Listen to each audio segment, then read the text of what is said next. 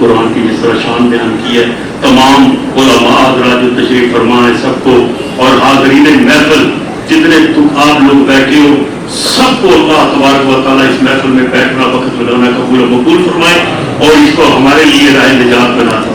میں تو ایک ہی بات کیا کرتا ہوں، لمبی بات میں نے کرنی کوئی نہیں ہے، ٹائم بہت ہو گیا، نماز لیٹ ہو رہی ہے، کہ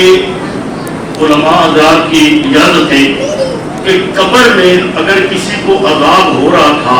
تو اس سے تھوڑی سی تخفیف کی گئی، بھئی اس کو نرمی کی گئی عذاب میں، تو اس نے فرشتے سے پوچھا کہ آج مجھے عذاب میں یہ جو نرمی کی گئی ہے اس کی وجہ، تو فرشتوں نے جواب دیا کہ آج تیرے بچے نے دنیا میں بسم اللہ سیکھی ہے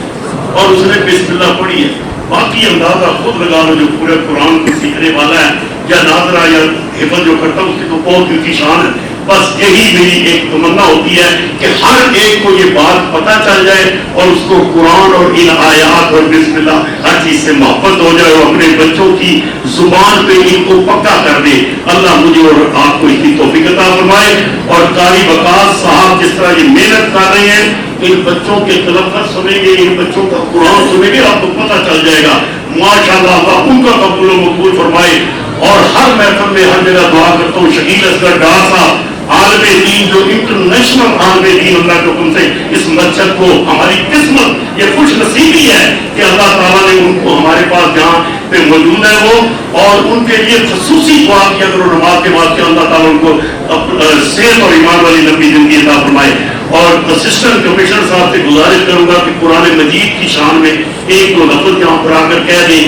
اور یہ بتا دوں یہ وہ اسسٹنٹ کمشنر اے سی صاحب خوشحال ہیں جن کے بارے میں ہم کہہ سکتے ہیں کہ واقعی یہ خادم عوام ہے اور تحصیل کے لیے لوگوں کے لیے خادم ہے، اور اللہ تعالیٰ کے حکم سے لوگوں کی خدمت سارا دن کرتے ہیں۔ آپ کے سامنے اسسٹنٹ کمشنر صاحب عثمان غنی۔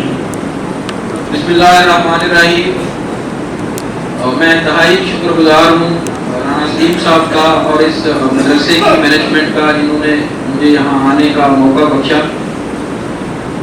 قرآن پاک کی اہمیت آپ لوگ ظاہر میرے سے بہتر جانتے ہیں کہ اس کتاب کا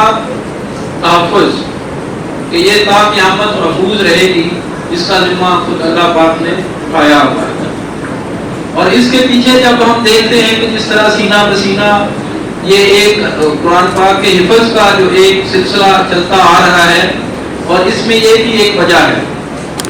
کہ ہمارے بلکہ اگر ہم اس دور کی بات کریں کہ جتنے ہم معاشی اور معاشرتی طور پہ جتنی تکالیف سے گزر رہے ہیں، اس میں دین کی خدمت کے لیے، قرآن پاک کے حفظ کے لیے، قرآن پاک سیکھنے کے لیے